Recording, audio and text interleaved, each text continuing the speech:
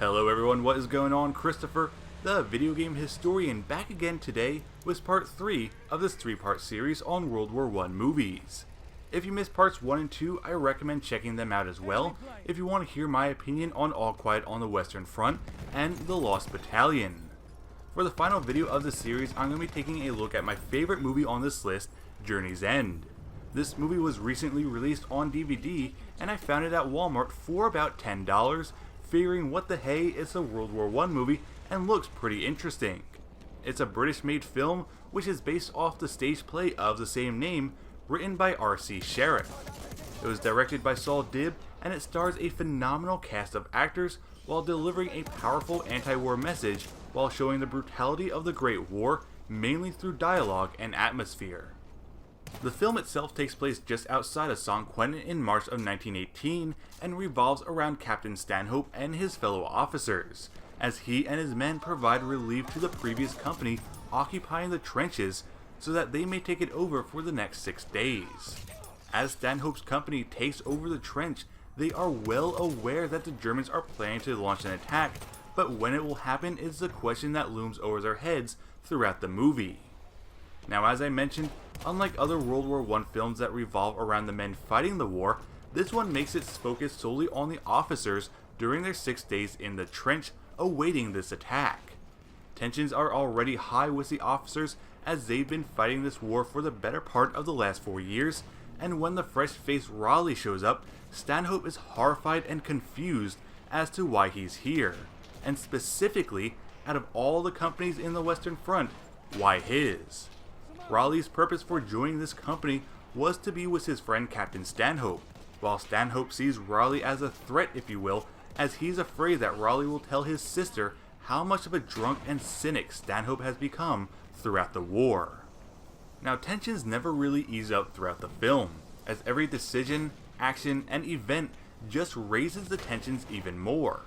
I don't want to give away too much more of this film's story, as it'll just be spoiler after spoiler after spoiler, and this is one movie I don't want to give away any. Compared to All Quiet on the Western Front and The Lost Battalion, there's not really a whole lot of action in the movie. In fact, out of the hour and 47-minute runtime, maybe 10 minutes of which are filled with action, and that is when the British perform a daylight raid on the German trenches. The majority of the movie is mostly dialogue and music, setting up the atmosphere of the trenches and keeping you as a viewer in mind that there is still doom lurking overhead. It is more of a drama than an action flick, which is why I think I enjoyed it so much. The Germans are very rarely seen, except for at the end of the movie and during the raid. The rest of the time, the movie just focuses on the officers and their feelings about the war and speculating when the attack may come. As for the plot of the film, without giving away too much, is really powerful and sends a powerful message about the realities of war, especially of World War I. It visualizes how everyone who fought from the frontline soldiers to the officers were affected by it.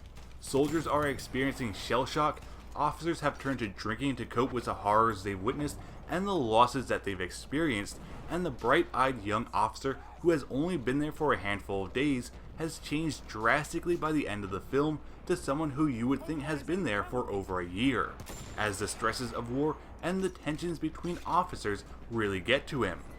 It is powerful and emotional all at the same time, and by the end of the film, I felt like I was on an emotional roller coaster, not knowing what to feel at times for some of the officers, whether it be sadness, hate, empathy, or sympathy. When the credits began to roll, I was both in shock and in tears as the final scenes of the movie played out. For a relatively unknown film here in the US, it is packed with some pretty well-known actors in both leading and supporting roles. Captain Stanhope is played by Sam Claflin, who played Finnick Odair in The Hunger Games. Asa Butterfield is the young Raleigh, who was in Ender's Game as Ender Wiggin, and Hugo as Hugo Cabret. Vision's Paul Bettany plays Lieutenant Osborne, or Uncle as he's called in the film, while Arnim Zola's Toby Jones is Private Mason, the officer's cook. Everyone in the film put on a powerful and compelling performance, which, to be quite honest, was some of the best acting I've seen in the war film. Overall, I would highly recommend this movie to anyone, as out of the three has been my absolute favorite, and in fact ranks up there in my top 5 all-time war films, next to Saving Private Ryan, The Great Escape, and Dunkirk. If you haven't seen this movie, please give it a watch.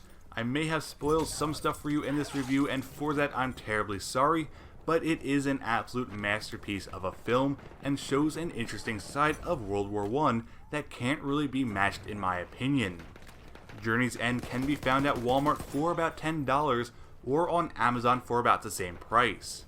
You can also rent it there for about $5, but either way, it's worth a watch. Thank you all for watching. I hope you enjoyed it, and if so, please leave a like, subscribe to my channel, and leave your comments down below. Until next time, I'll see you all on the battlefield.